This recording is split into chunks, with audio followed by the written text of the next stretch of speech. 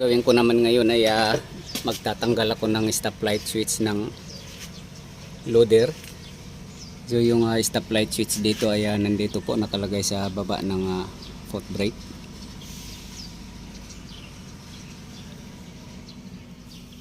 Ayan o.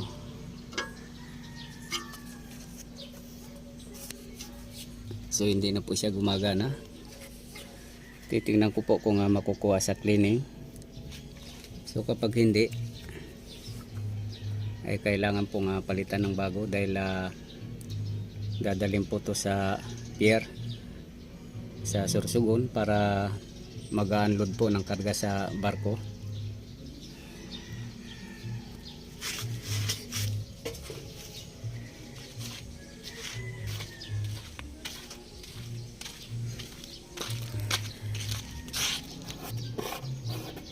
Ito dapat gagana to. Ito.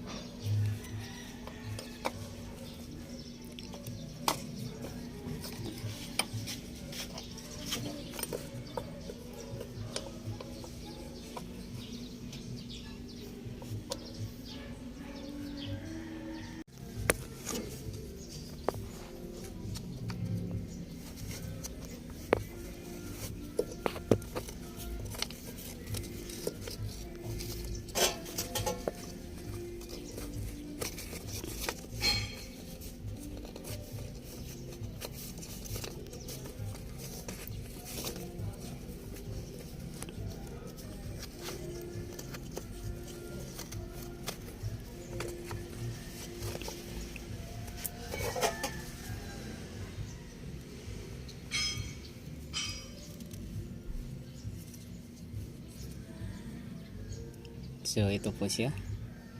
Tatry po natin kung makakuha sa cleaning.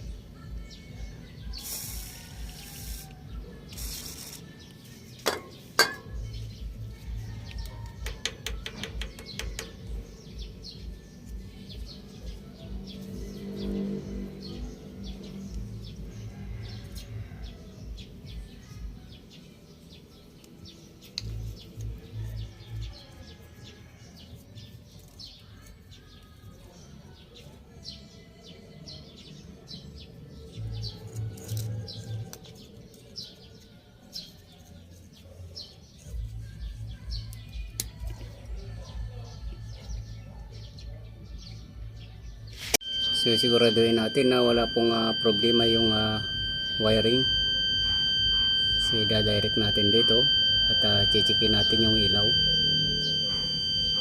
dahil kahit na buo itong switch na to, kapag may problema yung wiring or ilaw ay useless din po to. So siguraduhin po natin kung talagang ito lang yung may sira, itong switch. Dapat ito po nakadirect siya, dapat makikita natin na iilaw yung stoplight doon sa likod.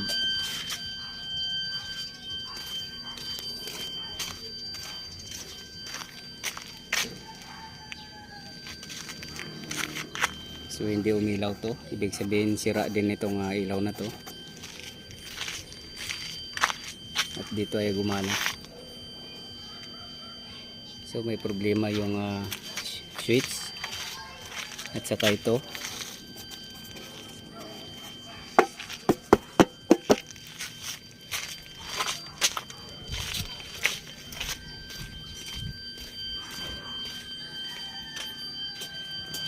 Tanggalin natin.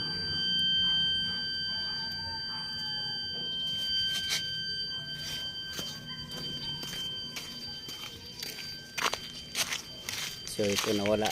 So ibig sabihin yung LED niya po ay walang sira. Ito may sira tong ilaw na to. At yung switch ay hindi siya gumagana. So ngayon ay nilinis ko siya. Baka sakaling gumana, pero kapag hindi gumana pa rin ay kailangan na siya talagang palitan. So isasalpak ulit para may try siya kung gagana na siya.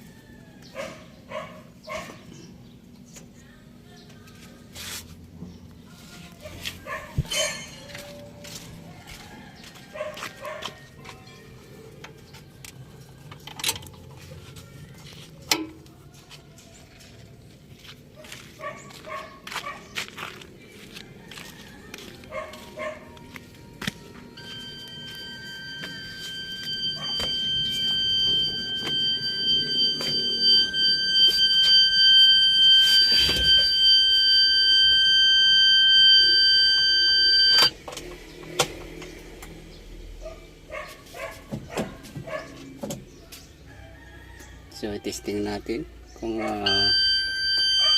gumana. Pag gumana ay yung ilaw na lang yung gagawin ko, yung ayusin, yung isang left side, kung sakaling gumana yung switch na yun. At kapag hindi naman ay kailangan palitan ng bago yung switch na yun, yung stoplight switch na yun.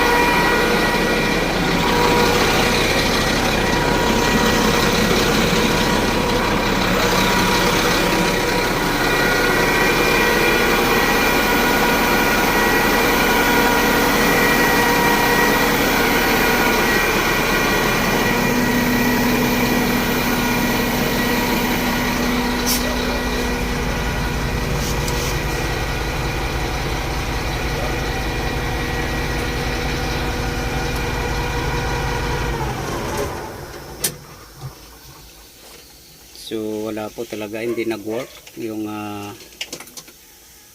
nilinis ko na stoplight switch. So kailangan po siyang palitan talaga.